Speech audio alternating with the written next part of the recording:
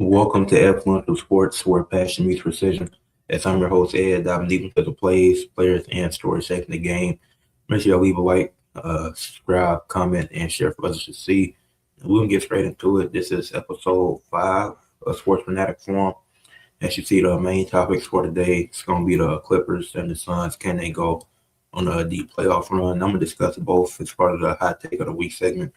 But to get it started, since I already showed it, but as we start with Zip's update, talking about the Akron basketball teams, men and women. I've been starting with the women. Been starting with the men the last 2 weeks. So I'm gonna start with the women, especially since that team is still struggling. The women's basketball team is now 3-16 on the season. Went only played one game this past week, which they lost to Central Michigan, who's in their conference, and they fought 0-7 in the MAC conference. So that's pretty embarrassing. And they're currently on a 7-game losing streak. After losing that game to Central Michigan, they went deep into the bench. So a lot of players played a lot more than usual, but that didn't make a change for the women's team. It was still a blowout. They Central Michigan had 3 players scoring double figures, 2 of which were starters when they came off the bench. And then Maddie Morrison, she had 23 points and 3 steals, so she had a really good game. And I forgot what she shot from the field, but anybody can shoot good against us.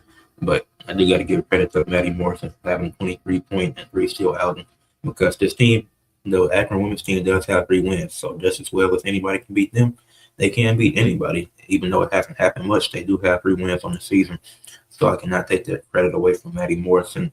And I spoke on this last week as this trend continues with Akron's team, with the women's basketball team. They had 6 assists to 20 turnovers. So that's been one of the struggles for our women's team throughout the season. They don't have any playmakers on the team. Narad Clark was pretty bad in that game. Um, Monique Mitchell didn't do anything, so didn't get much production out of anybody that game. Didn't get any production. Had 6 assists to a total of 20 turnovers. So we are going to win games like that. But for the men's team, the men have been great. They continue. They went 2-0 once again, defeating Buffalo and Ohio in 2 separate games, improved to 16-4 on the season with a 6-1 record in the MAC conference. So yeah, I think they're at the top of the MAC. I think Buffalo was at the top, but they ended up. It was either Buffalo or somebody else, but we beat Buffalo, who I think had a pretty good record as well. I forget what Ohio's record was, but got those 2 wins. I think the Ohio game was on the road. Yeah. Then they scored 80 plus points in both games and held the opposing teams held them to just 70 in both games. So no, they allowed under 70 in both games because they both have like around 60 something. They didn't give up 70 this week, so that's really good for the defense.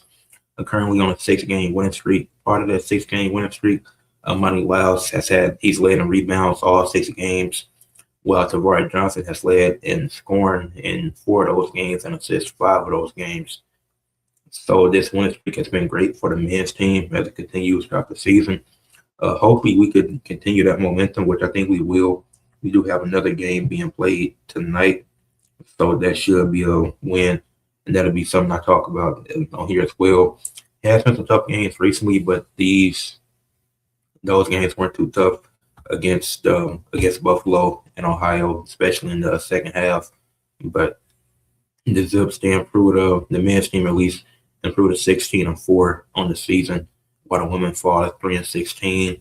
I don't know when the next I think the next women's game is tomorrow, maybe. I could be mistaken, but it's coming up soon because their last game was last week, where Central Michigan was like in the middle of the week. And so, as I said, not much coverage for. It's not too much more I could say about the teams because I don't want to repeat the same points every week. So this is going to be one of the shorter segments of the day, so we can move. Which that'll just give me time to talk about the other segments, so I'm not mad at that. So we can move on to Bowling Spotlight. Each week I highlight something that's going on with the PBA. So for the next, the PBA elite rosters were announced, Professional Bowling Association, and the PBA obviously. So the elite, they had the individual tournaments, and they had an elite league, which is the team, which is the rosters and tournaments that they have. So for the next 3 weeks, I'm gonna be previewing the teams. because it's 6 teams. I'm gonna preview 2 teams for each week, so I'll get some more time for this segment. But it's 6 teams. It's up to 10 players, but you can only use 5 for each tournament. So I'm gonna discuss the 5 I think would be most beneficial in that first tournament that's coming up, because the season starts February 22nd on the CW. And so I'm gonna preview the team of the Storm and the Motive, and who I think would be best fit for those out of the 10 people they have, and who I think are the best 5 in that group. And so for the Storm, they got Dom Barrett, Jason Belmonte, Patrick Dombrowski, Francisco Laviette, Brad Miller, and Kyle Sherman, Jesper Stevenson, Darren Tang, Cal Troop, and Chris Vi. The Storm got one of the best lineups, so it's going to be hard to point out the 5 that would be best for them, because that's depth. They might have the best lineup, to be honest. I don't know yet. And we'll see. Like, they got a chance to prove that throughout the season and February 22nd when the season is coming up. But I do like their roster a lot, and I feel like whatever 5 they go with, they're capable of winning. So it's going to be hard to eliminate some of these people. That's like the only person I haven't. Patrick is the one guy I haven't heard of, but the other ones I feel like I know a decent amount about. If I'm the Storm, the 5 I'm rolling. Well, I'm gonna think about the 5 that I'm cutting actually, so I wouldn't play there. And this is like for the tournament. This could be for any tournaments, but I'm just speaking of who I think is the best 5 to consistently use, because it's 14 tournaments, so everybody gonna be used at some point. But the best 5, I think Jason Belmonte got to be in there. He had a lot of close calls last year in individual tournaments. He was in a few. So I keep Jason Belmonte. Jesper Stevenson, he won the PBA playoffs as a 7th seed. That was very impressive. So I feel like he has to be in there as part of that team, especially down the stretch. Excuse me. I think he got to be part of that 5 as well. The third person I would go, I think I'm going Kyle Troop. Shout out my Afro brother, Kyle Troop. I think he always has to be in there. He can get the job done whenever you need him. Was some struggles last year, but I think he'll pick it up. I don't think he'll play the same as he did.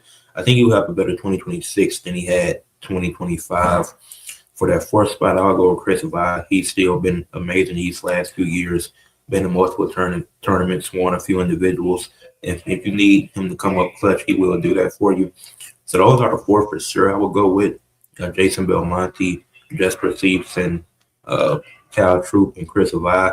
Now for the 5th one, the 5th one gets tough because I don't know much about Patrick Dombrowski. Dom Barrett, I've seen a few times. I might go with Dom Barrett. Francisco Laviette, he's solid. So I think, like, really that 5th one, the 5th one is tough. I know about win shoes for the 5th spot. That's Darren Tang. Haven't been impressed with what I saw from him, and he didn't qualify for a lot of tournaments. He might have made 1 as far as qualifications go. Like, he was in for the final 8 when it came down to that. So Darren Tang is the one I wouldn't trust out of this lineup. So that's where it gets kind of tough. But I don't know. Darren Tang I wouldn't choose. So then it leads me to 4, Brad Miller and Kyle Sherman. I don't think I've seen. I've seen Patrick Dombrowski before. I just don't know much about him. Brad Miller, Kyle Sherman. This is my first time hearing about those 2. So I wouldn't know. I would have to do some more research on those 2. So that leads me to Patrick Dombrowski, Francisco Laviette, and Dom Barrett.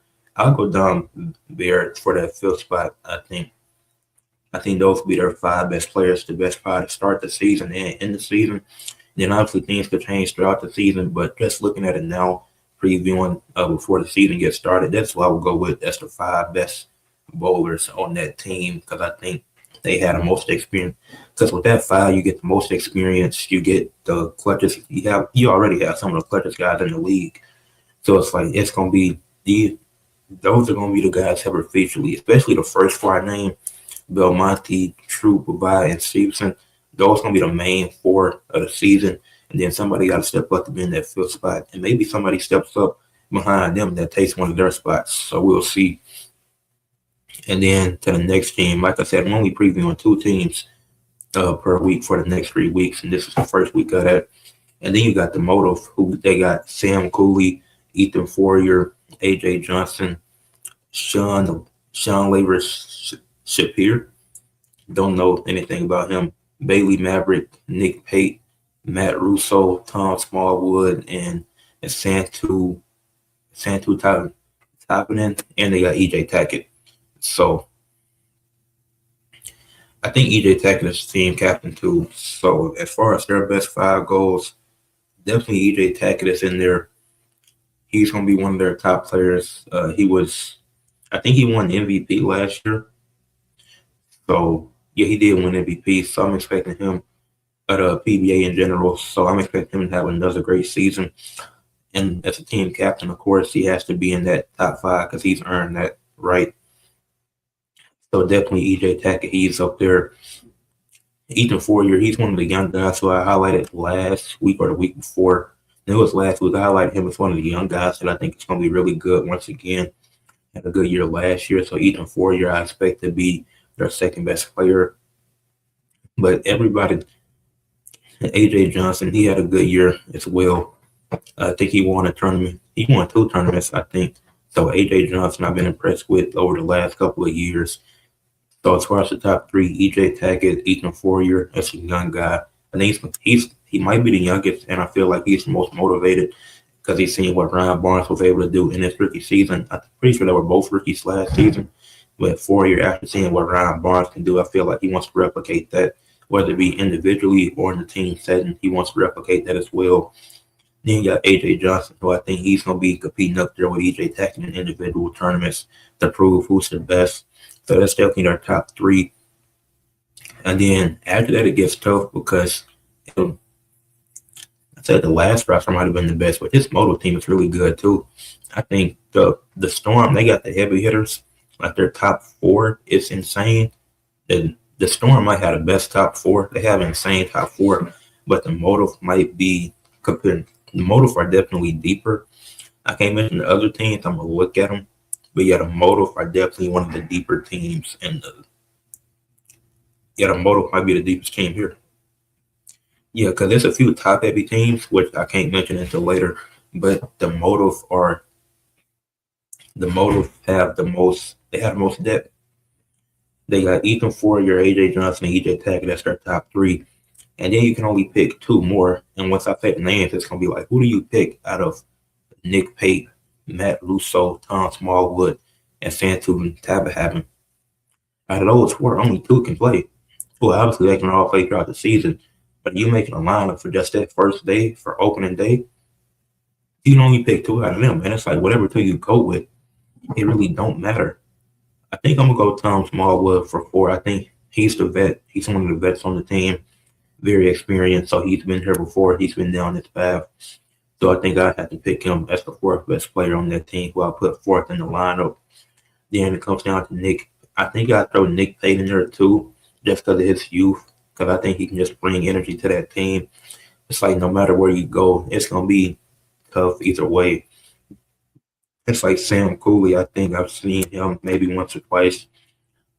Bailey Maverick, definitely haven't heard of him. Sean Lever Shapir, haven't heard of him either. But at the end of the day, it's 10 guys and they're 8 deep.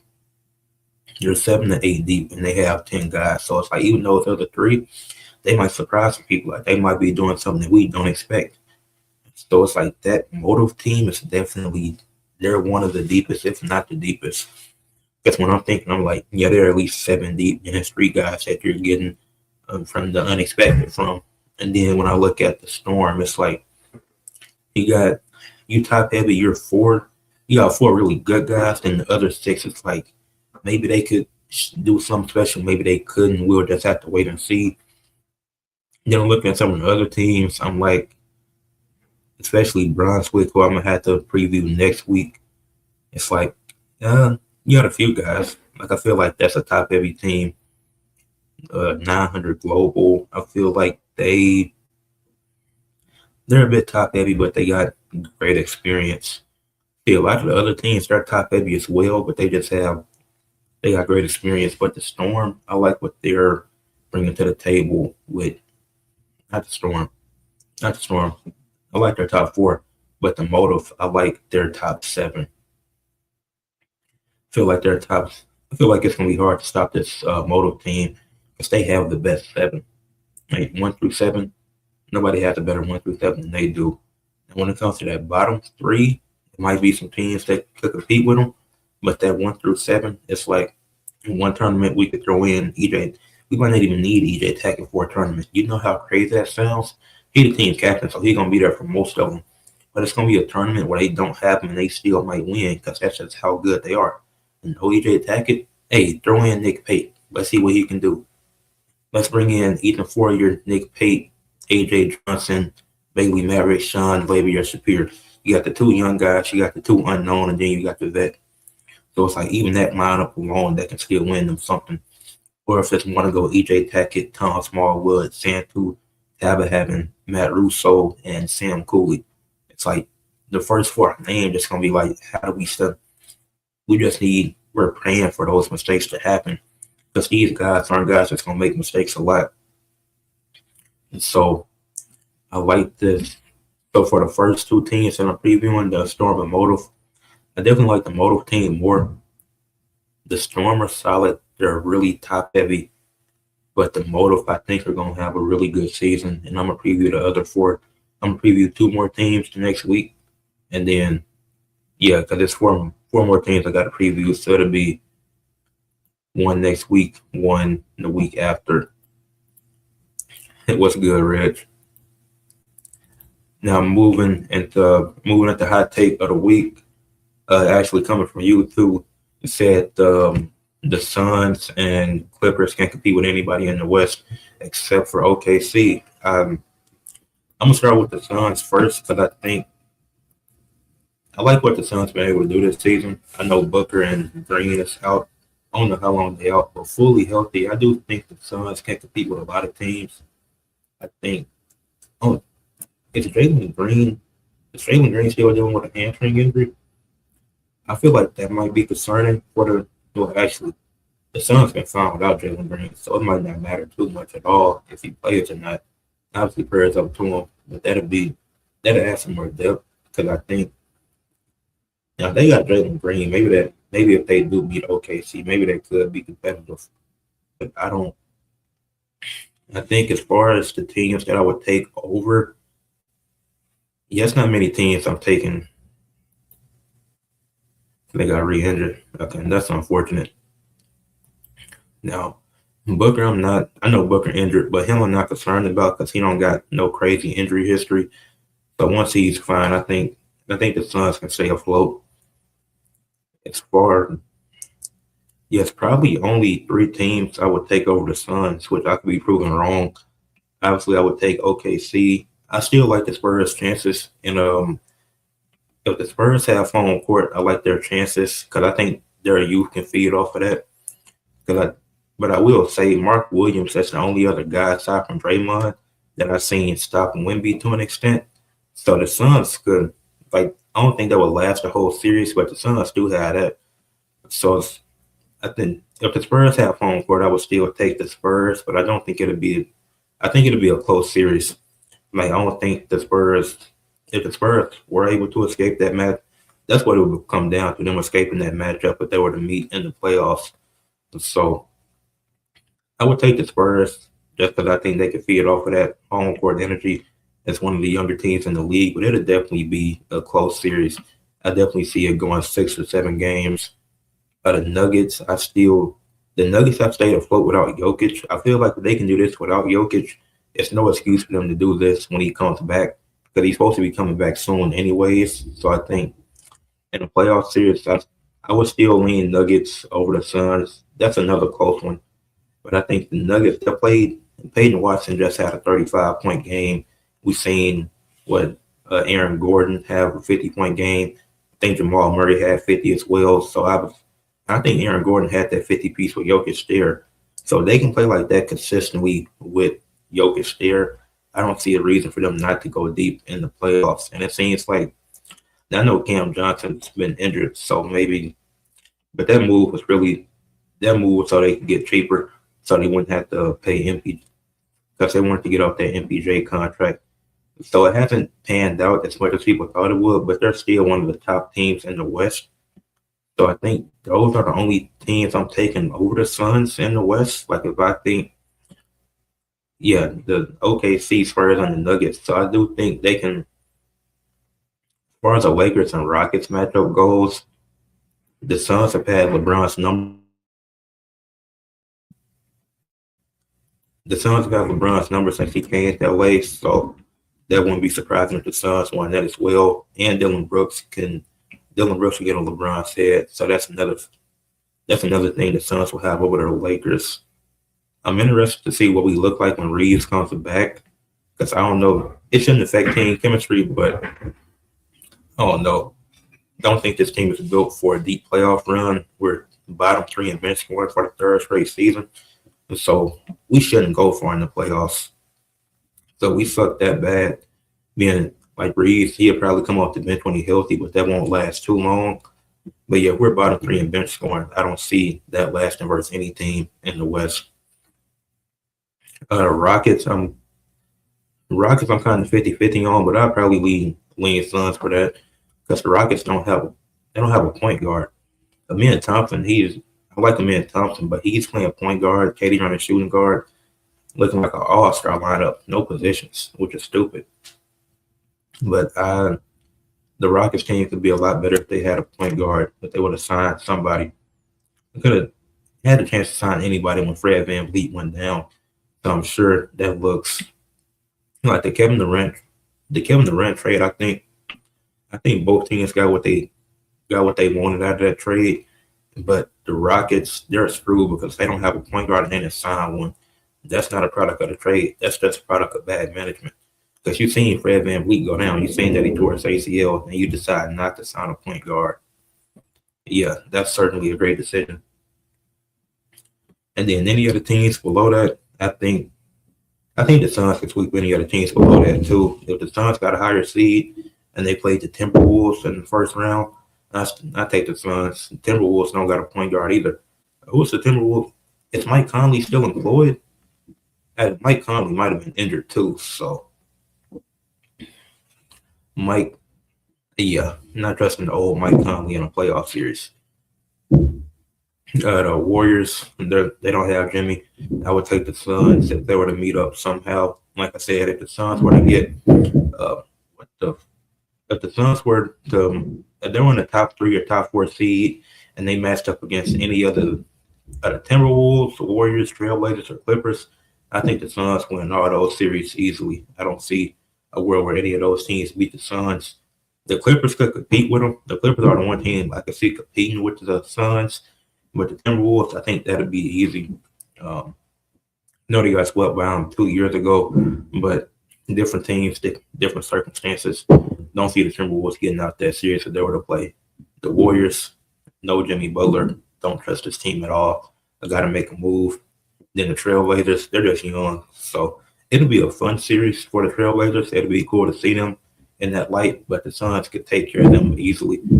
Like I said, it's only three teams I'm taking over over the Suns in the West, and that's what confidence. It's two teams I'm 50-50 on, but the teams I'm taking over the Suns is OKC. Of course, I still think they're the top team in the West. Like I know they've had struggles recently, but at the end of everybody goes through a slump. J-Dub's injured too, so once he be back, I think OKC will be fine now.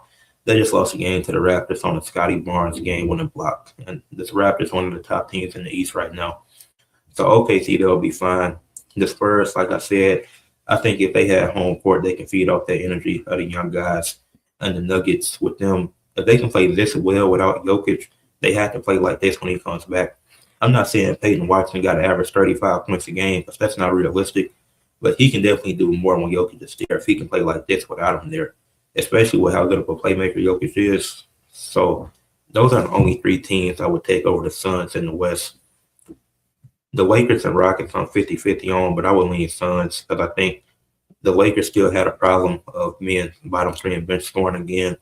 Then the Rockets, they don't have a point guard. Man, Thompson, he's listed at point guard. That brother's a small forward.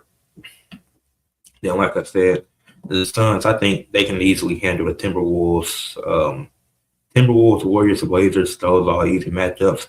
If they play the Clippers, I would still take the Suns, but that'd be a close series. Now for the Clippers, I think the Clippers, another team. I mean, anybody in the West can handle the Warriors and Trailblazers. The Trailblazers will be one of the. I'd rather see them play the Trailblazers though. If the Clippers do stand to play in, because they have been hot recently, but they're only at 10th due to that slow start they had. But the Clippers and Timberwolves and Trailblazers will be a fun play-in game, just because the Trailblazers are a young team, so they fun to watch, especially Shaedon Sharpe. The Clippers might blow them out by 20, but Shaedon Sharpe will get a few cool dunks. So then the Warriors don't have Jimmy Butler, so that's pretty good for the Warriors. Don't see them competing with anybody or for a long time. The Timberwolves and Clippers, that's an interesting matchup. I'd probably win the Clippers in that one too, because who's the Timberwolves point guard? Because I'm pretty sure Mike Conley's been injured most of the year, so I'll have to go to Clippers there as well. And it's like and then Chris Dunn is great defensively, so you got a great defensive point guard, and you got Harden running shooting guard who's an amazing playmaker. So yeah, I definitely take. Yeah, they don't got no playmaker that can match what Harden can do in a playoff series. Then you put Kawhi at I don't see. Maybe go 5. Maybe I mean those teams can easily meet in the play-in. But yeah, the Clippers been hot lately, so I gotta check where the Clippers at because I think they can move out that play-in if they keep doing this. Because Kawhi, if he plays enough games, I think if he plays enough games, Kawhi got to be on all NBA, even probably second team. But if he plays enough, I think they could do it. The Clippers, they're 10th right now, so they will play the Trailblazers if the season ended today in the play-in. Yeah, the Clippers will win by 20, but Shaedon Sharpe fun to watch, so it's what it is. It says Suns best chances against the Lakers and Rockets. Yeah, for sure. Said the Clippers can take out anybody right now. I think, yeah, the Clippers can definitely compete. I don't know how deep they can go. I feel like I gotta fact check this, but soon. Pretty sure Zubac hasn't been what I expect him to be. I feel like Zubac should have been better than what he was last year. Oh, Kawhi can't miss 4 games for the rest of the season. And I think he can get it done, actually. So I'm trying to see what is. It's taking too long to load, but okay, what is Zubac doing this year? Oh yeah, Zubac is averaging 14 points per game, 11 rebounds. What is that? Yeah, that's what I was thinking. I think that's what it's going to come down to. Because with Kawhi playing the way he is and Harden being the playmaker that he is, like this Clippers team can definitely compete with all these teams. I don't know if they can compete. OKC, I'm unsure of. I still take OKC in that series. The other teams in the West, like can Zubac stop? Like I don't trust Zubac to stop Wemby. Like I said, the only 2 players I've seen stop Wemby has been Mark Williams and Draymond Green this season. I feel like Zubac should have been better than what he was last year. Like Kawhi and Harden, they doing what they're supposed to. Like they'll probably both make the All-Star reserves. They should at least, but they should definitely both be All-Stars. At least one of them, especially since it's in the Intuit Dome. But if Zubac can step up and play like he did last year, it's going to be this team can definitely compete with anybody. Yeah, they can compete with anybody. I think I would still take OKC and the Spurs. I think maybe the expectations too high, but I'm expecting Wemby to perform in his first playoffs. I think Wemby is going to be great. Denver. The only thing concerning about the Nuggets is can these players perform like this when Jokic is there? There's no because they definitely got to perform like that when Jokic is there. As far as who didn't I talk about? The Rockets and Lakers. Oh yeah, Chris Dunn versus Man Thompson is a funny point guard matchup. You got Şengün, Kawhi. Yeah, I'm taking Kawhi right now. So I go with the Clippers there since the Clippers will have they will have the best player in the matchup. So I would go with the Clippers over the Rockets.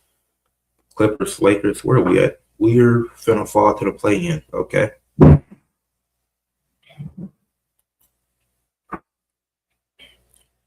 Yeah, you think they're gonna dip when yo? Yeah, I see that, which is gonna be kind of crazy because I feel like the way, like I'm not expecting Peyton Watson to put up 35 a game, but I feel like he could definitely do more when Jokic is there.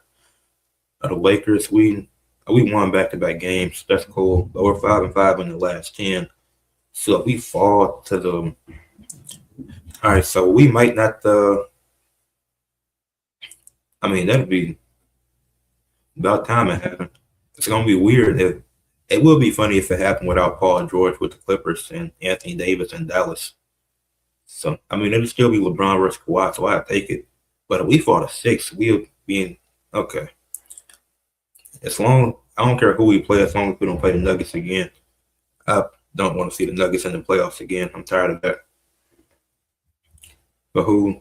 Oh yeah, the Clippers and Suns. I would take the Suns in that series. I think,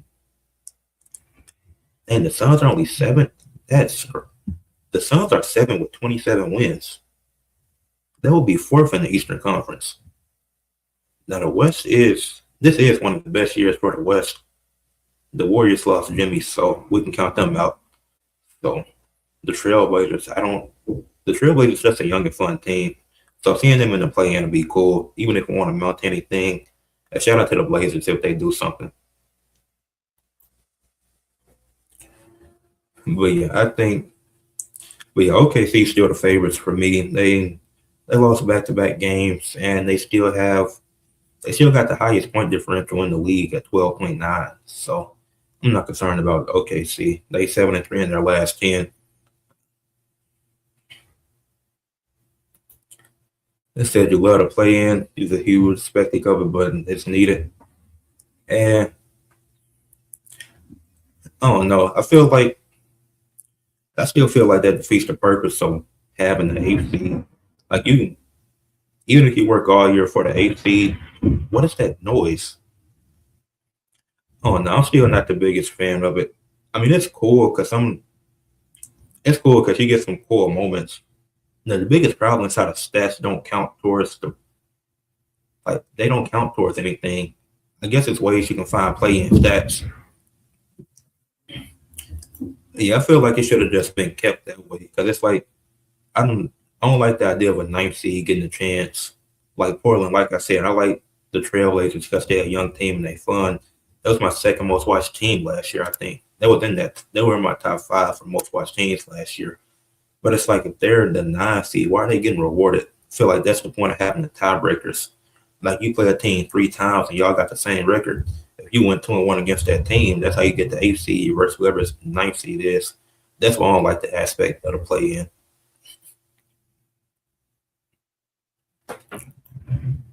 Said Jimmy would have never made the finals. No, I mean that's that's fine with me. I mean, I don't.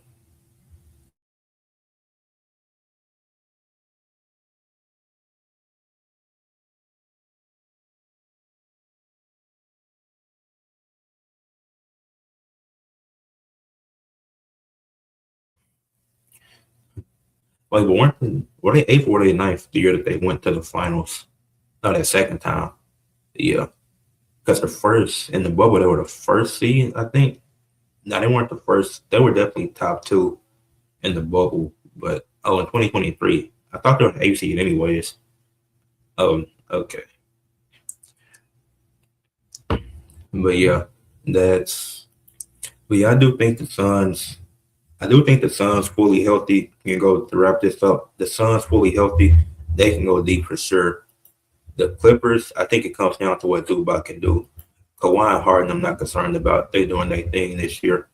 I trust both of them. I think the Clippers gonna come down to Zubac. Can he step up the same way that he did last year? All right, moving on to moving on to recap of Raw of what was another mediocre Raw for the year. Um, cool. I mean, Rio and Stephanie Vicur versus Judgment Day. Rio got to be one of the worst tag team names I've ever seen. Like they couldn't WWE can come up with anything. They can come up with anything themselves. I mean, this was pretty obvious from what we've seen on Saturday night's main event. Rio and Stephanie get the win. That's cool. Don't like how Rhea Ripley is the one that gets the pin when Stephanie is the world champ. Like, what does Rhea Ripley pinning Roxanne Perez do? That don't really amount to anything. If anything, you could have had Stephanie pin somebody.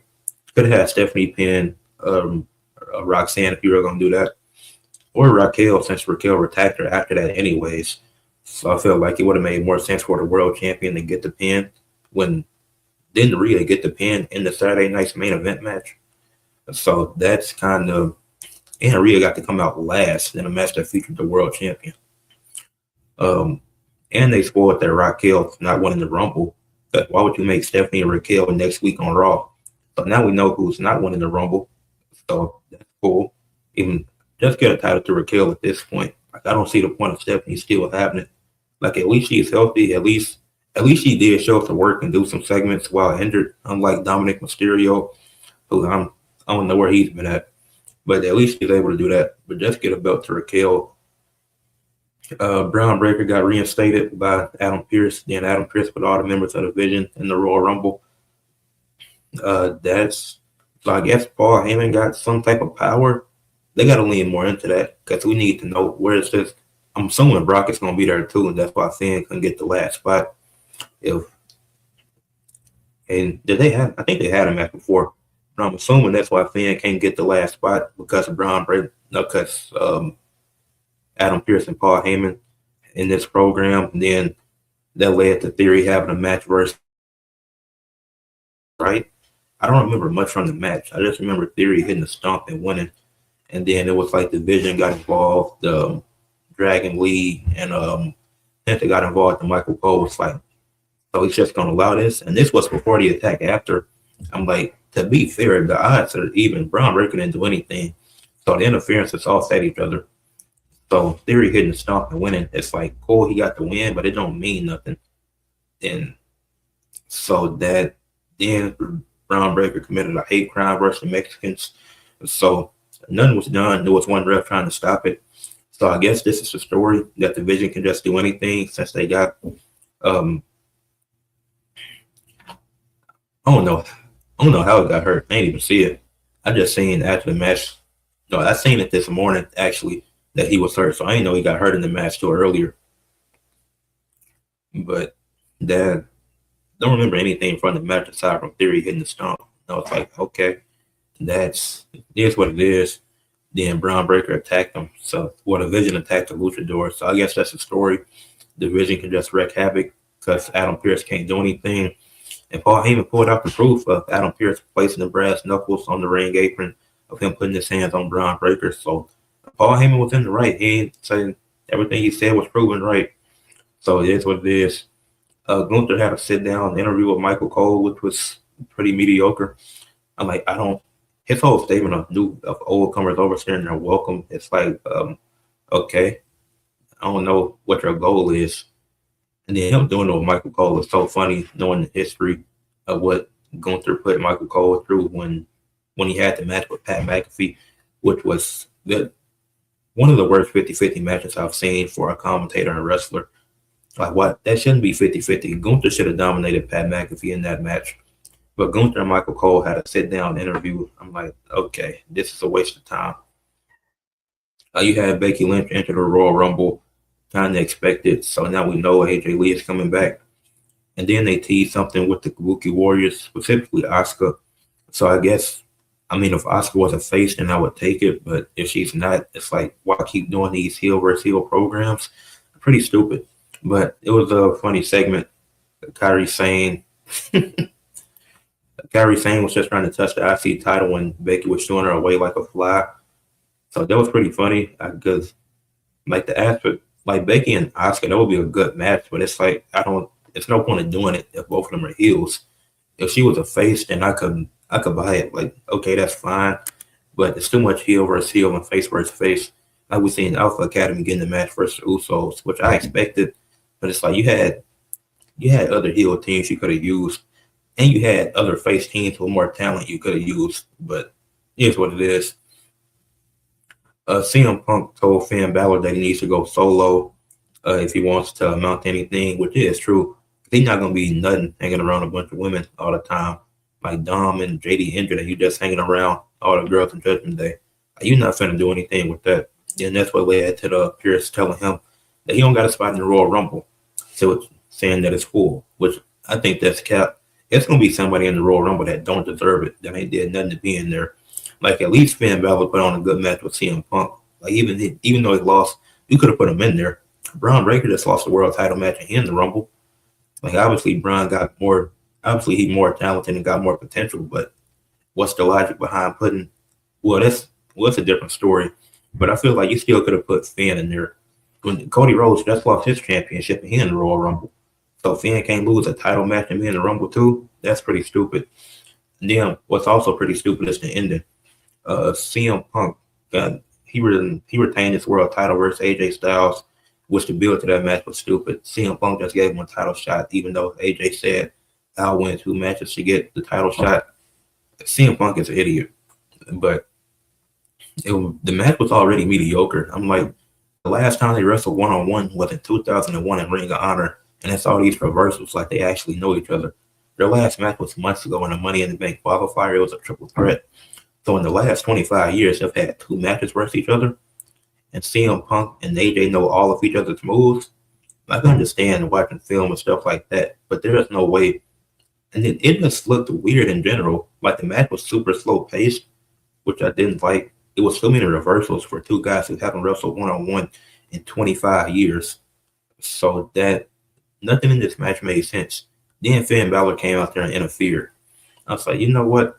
That makes even less sense. It's like Punk told you to go solo, and then you come out there and attack him. It's like, yeah, you can't just turn face immediately. Like they got to build up to it. But it's like, if this is AJ Styles' final Raw, why have his last match end in a DQ? Why even have a match?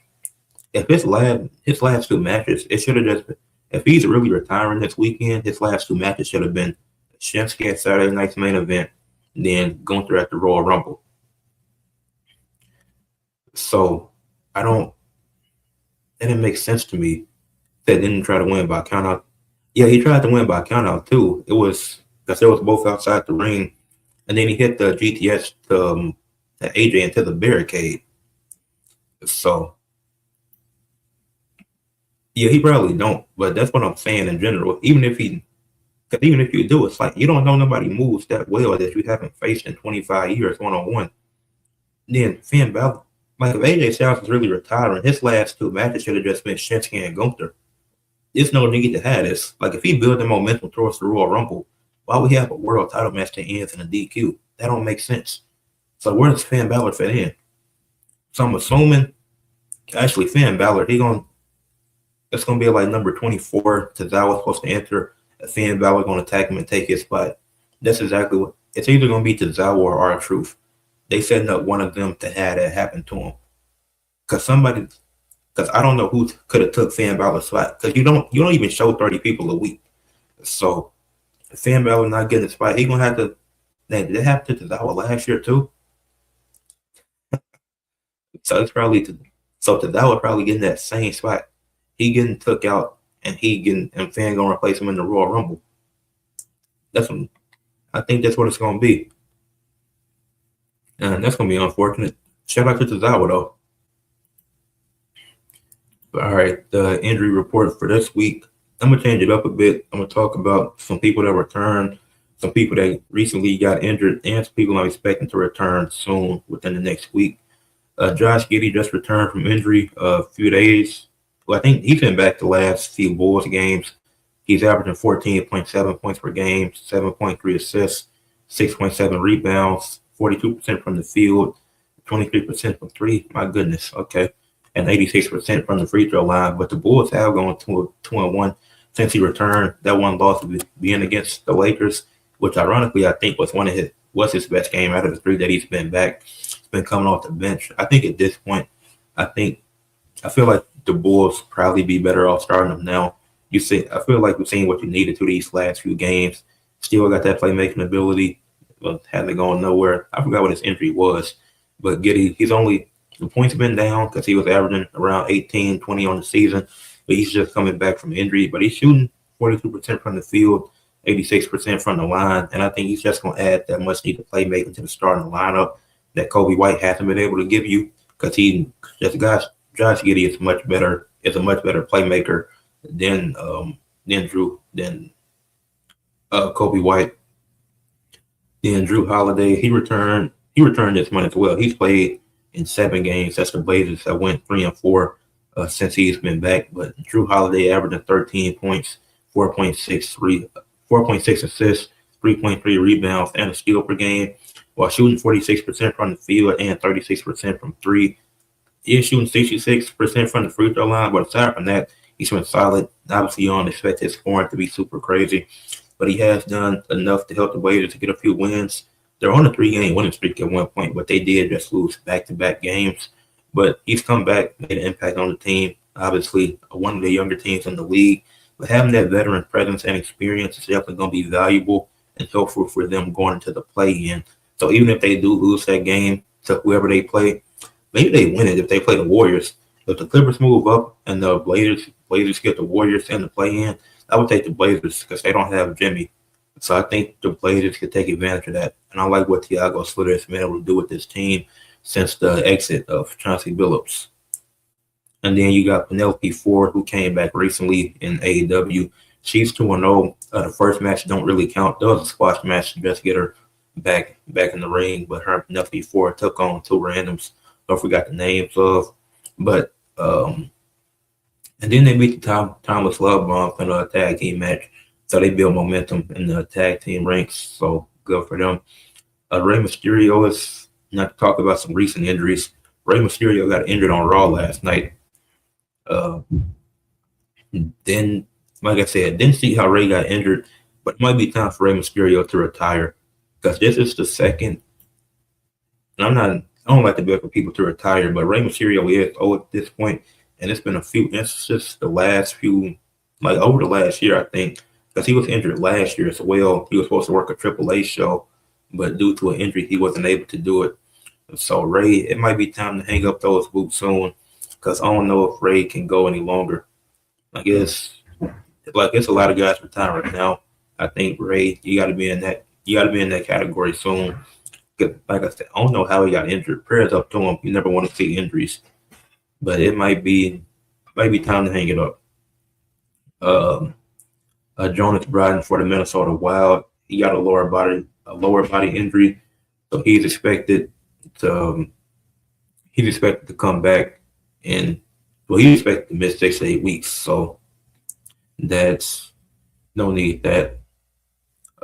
Luke Hughes, he's also expected to return early March for the New Jersey Devils. So I think it's still been solid this season. They said this time unfortunately just came back from surgery. Yeah, I don't think that the Dom versus Rey match don't need to happen. I mean, with Dom, it might happen because that's what Rey might want. But yeah, I definitely don't need a retirement tour. I think if AJ Styles do retire this Saturday, I think that's why. I don't think AJ Styles wanted a retirement tour from WWE. So if he do lose, I could definitely see that being the reason why, which I'm not mad at. I wouldn't want a retirement tour either. But especially how they booked John Cena retirement tour.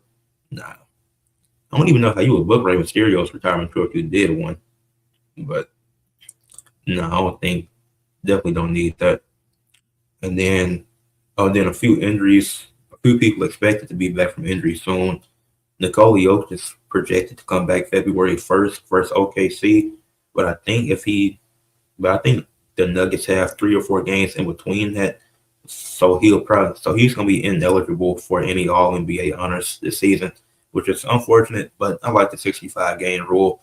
The best ability is availability, and if he's not available, don't make sense for you to be All NBA first team, not playing enough games.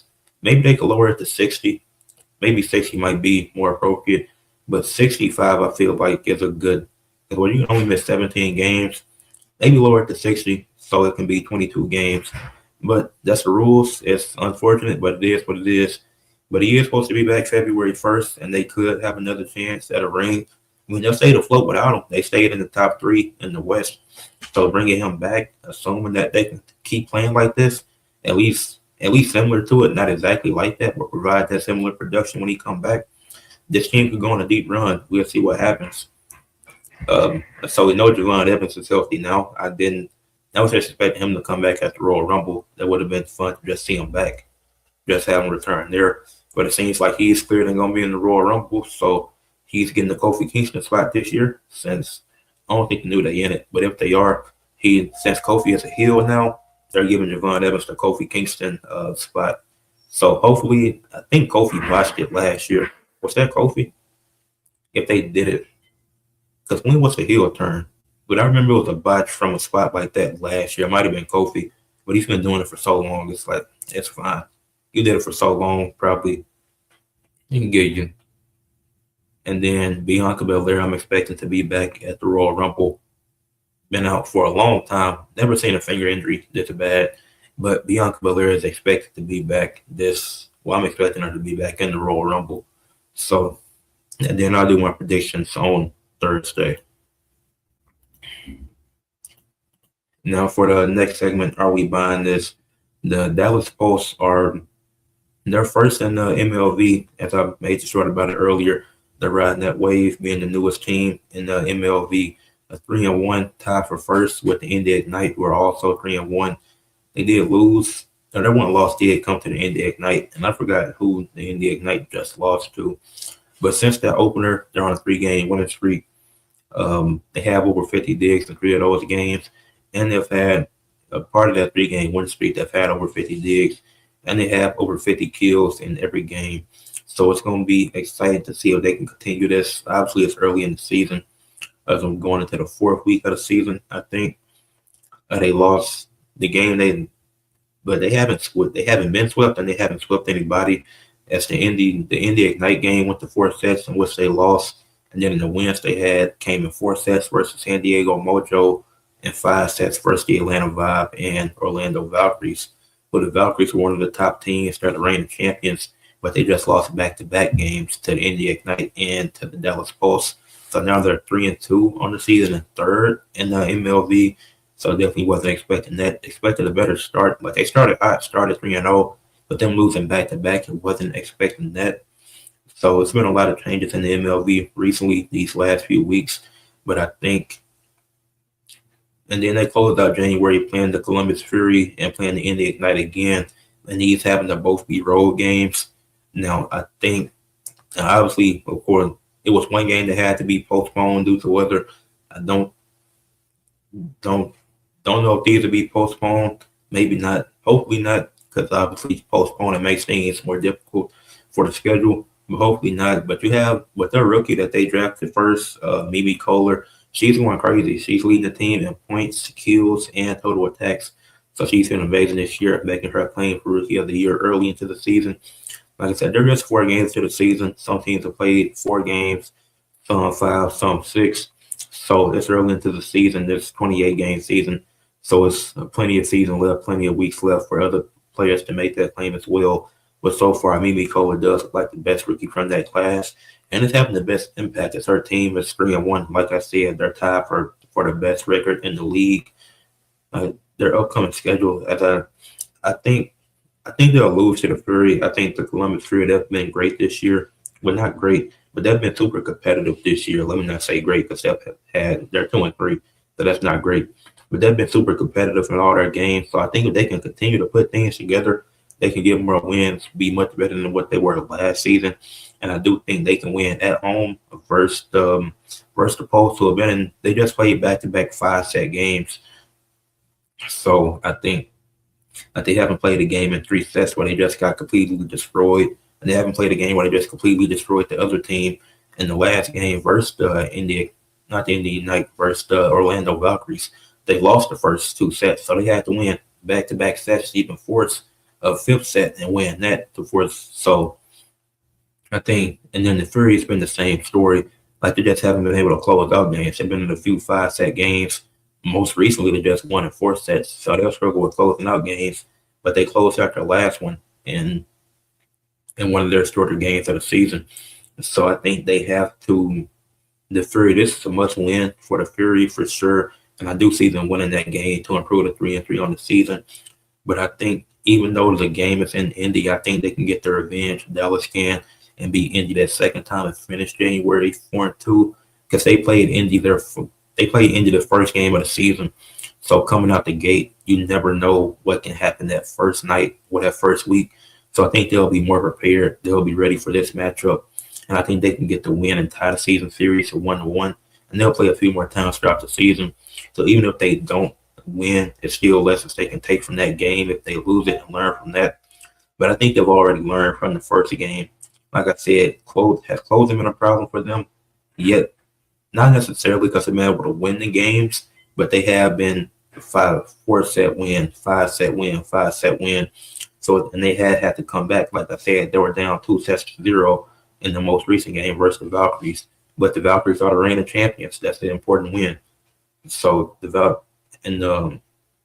first loss came to the Indy Ignite, who started the season 3-0, and then they dropped the game. And because I talked about this Thursday when I did my power rankings, I had the Dallas Sports at like 5 in the power rankings, and now they're 3-1 and tied for the best record in the league. But I think they can close out January beating. I think they'll lose to the Fury, but they beat the Indy Ignite and finish the season. Not the season. Wow, they finish January 4-2. But with that being said, that's everything I had to talk about for today. To wrap it up, the Athens men's basketball team has still been great. The women's team has still been trash. So, wild difference in the teams. But the PBA season is getting started soon. The Motive have a really deep team that I like. The Suns, I think, can compete with anybody. The Clippers are hot. I do want to see a Trailblazers and Warriors series. That would be a fun series. Not a series, but a game. That'll be a fun game, and I would take the Blazers with the Warriors not having Jimmy unless they make a drastic trade. I give WWE Monday Night Raw 6 out of 10. Another mediocre show. I think I gotta check I'll check my notes later to see what was the best show of 2025 so far. But it definitely wasn't last night's Raw. I think it was the one a few weeks ago they had that was better than that. Rey Mysterio seems to be injured again, which is unfortunate. Nikola Jokic is expected to be back soon. So Nuggets are getting back their multiple-time MVP. And then the Dallas Pulse. Are they the best team in the MLV at this point? Who knows who's the best because a lot has changed in the last week. So with that being said, leave a like, subscribe, comment, and share for others to see.